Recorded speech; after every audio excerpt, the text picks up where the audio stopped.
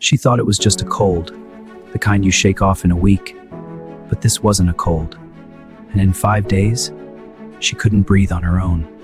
5 days earlier, Sunday afternoon, Margaret, 68, retired teacher, walked 2 miles every morning. Her grandkids were visiting, and one of them had a runny nose. Day 2, the cough started, dry, relentless. She still walked to the kitchen, still made her coffee, but something was different.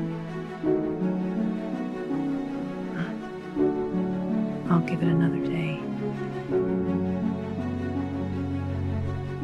But inside her body, something had already begun. The invader had landed in her airways, and it was using a weapon most viruses don't have, a fusion protein. It didn't just enter her cells, it fused them together. It's called syncytia formation. The virus forces cells to merge, 5, 10, 20 cells becoming one giant mass. And that mass, it can't do its job. The airway lining starts to collapse. That night, her breathing changed. Shorter, faster. Her body was working harder just to pull in air, and she didn't know why. The virus was moving deeper, past her throat, past her upper airways, into the narrow branches of her lungs. And here's the thing about being over 65, and this virus had another trick. It could jam the immune system's communication signals. The alarm was going off, but the message wasn't getting through. Her cells were fighting blind. I'm fine, just a little under the weather. Day 4, she told her daughter she was fine, but she couldn't lie flat anymore.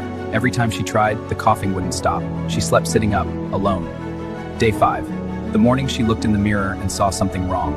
Her lips, slightly blue, her fingertips, cold.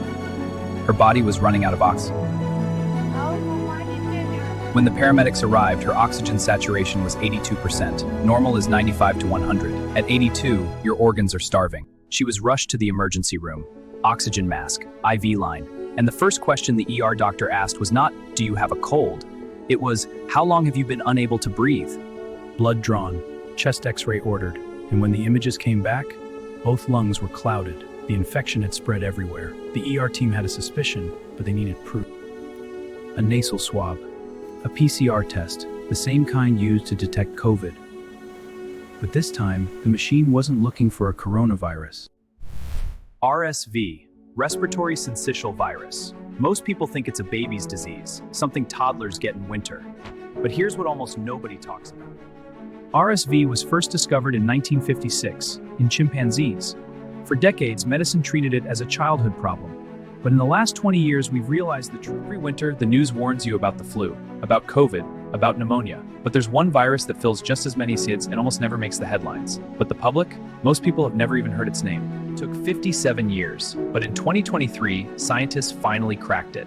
They discovered that if you target the virus's fusion protein in just the right shape before it changes, globally, RSV hospitalizes over 336,000 adults over 60 every year. In the United States alone, everyone knows about the flu. Almost no one talks about RSV. Same threat, completely different awareness. Here's why age matters. After 60, your immune system doesn't shut down, it just slows. Fewer soldiers, weaker signals, and RSV is built to exploit exactly that gap. Margaret was now in the ICU. High-flow oxygen. Her daughter stood outside the glass, and for the first time in her life, she couldn't hold her mother's hand. The virus destroyed so many cells that the airways were clogged with dead tissue, mucus, and the debris of her own immune battle.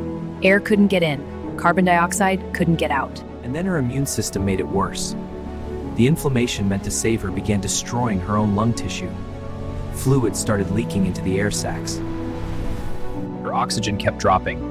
Even with high-flow support, the doctors faced a decision. If she didn't stabilize in the next few hours, they would have to consider a ventilator. And at 68, that decision carries enormous risk. If you have high blood pressure, diabetes, even mild asthma, RSV doesn't just attack your lungs. It puts stress on everything: your heart, your kidneys, your entire system.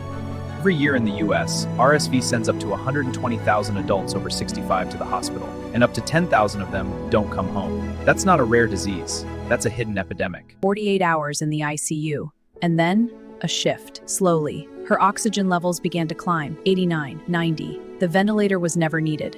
Barak. The next 4 days, Margaret slowly improved. She was moved out of the ICU, she could sit up, she could breathe without help. But recovery from RSV in older adults, it's not like bouncing back from a cold. She survived, but 6 weeks later, Margaret still couldn't walk a block without stopping. Her lung function had dropped. She was winded climbing stairs. The virus was gone, Here's what I need you to understand. RSV isn't rare. It comes every winter. And for most young people, it's not. If someone you love is over 60, this virus deserves your respect. RSV spreads like any cold. A cough, a handshake, a hug from a grandchild. It's everywhere during fall and winter. The difference is who it hits hardest. RSV can live on hard surfaces for hours. A doorknob, a phone, a shopping cart handle. One touch, then one touch to your face. That's all it takes. So what do? 3 things. Rule number 1, if you're over 60, talk to your doctor about the RSV vaccine. FDA approved 2 vaccines over 60. Most people don't know that. Rule number 2, basic hygiene matters more than you think. Wash your hands, especially before visiting anyone over 60. If you have a cold, any cold, keep your distance. What's mild for you could be catastrophic for them. Rule number 3, don't wait. If you're over 60 and a cold gets worse after day 2, if you're more tired than you should be, if breathing feels harder, see a doctor. Don't do what Margaret did. Don't wait for day 5. Margaret did recover. It took months. She never got back to her 2-mile walks, but she got back to her garden. She got back to her grandchildren. She was one of the lucky ones. Before I go, I want to say something. Not as a virologist, not as a doctor, just as someone who spent years studying the things that hurt us when we're not looking. Think about the people who watch these videos. Maybe because you're worried about someone, a parent, a grandparent. And I made this for you, because sometimes the people we love need us to know what they won't tell us. For watching this, I mean that. Every person who watches, who learns, who shares, you're doing something most people never do. You're paying attention, and in a world for caring enough to stay until the end. Comment below what pathogen scares you the most. The one with the most requests becomes the next episode. Subscribe so you don't miss it, and share this video with someone over 60 you care about. It could save their life.